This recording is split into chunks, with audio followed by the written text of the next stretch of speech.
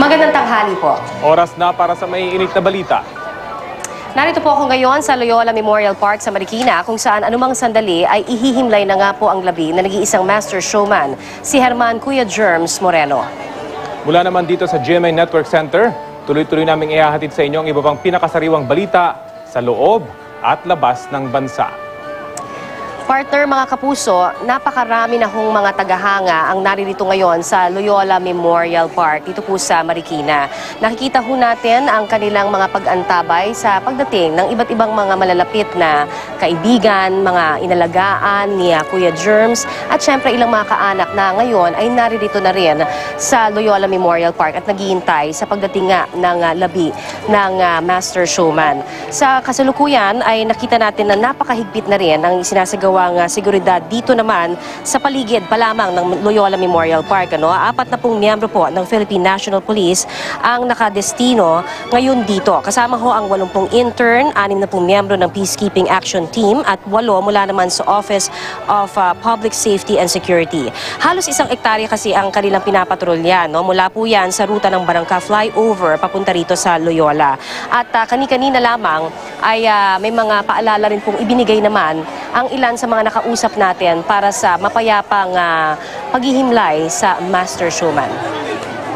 Paalala lang po yung mga pupunta po dito ngayon na huwag po magdala ng mga matatalim na bagay, lalo na po nag-umpisa na po yung election gun ban natin. Huwag po din kalimutan magdala ng sariling tubig at magdala ng pain dahil mainit po ang panahon. Paalala ko po na huwag lang magsiksikan, huwag pong magpumilit na pumasok sa loob kung hindi po pwede.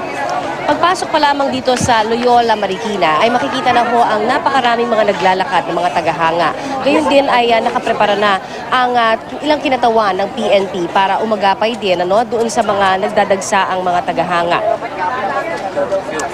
Sa kasalukuyan, ay patuloy pa rin ang pagdating ng mga nagmamahal kay Kuya Germs. Kani-kanina lamang ilan sa mga kanyang matagal ng alaga ang dumating at pero pinagpapaalalahanan pa rin lahat ng mga nagbabantay dito mismo sa security ng Loyola Marikina, maging sa mga kinatawan ng PNP ang mga tagahanga na nandito ngayon na nakapalibot na gawin itong mapayapa, wag mag-ingay dahil hindi may iwasan kung kanilang nakikita ang kanilang iba pang mga idolo na dumarating ay talaga nga namang may mga naghihiyawan din at napag-alaman din natin na partner na mamaya ay magkakaroon din ng mensahe ang kanyang mga apo bilang panimulayan dito nga sa ginagawa naman na programa magbibigay ng mensahe ang kanyang mga apo na si Francesca at Jorel. Gayon din ay kakanta naman ang aktor na si Derek Monasterio. Magbibigay naman ng muling mensahe ang ilan pa sa kanyang mga apo na si Gab at Rafi.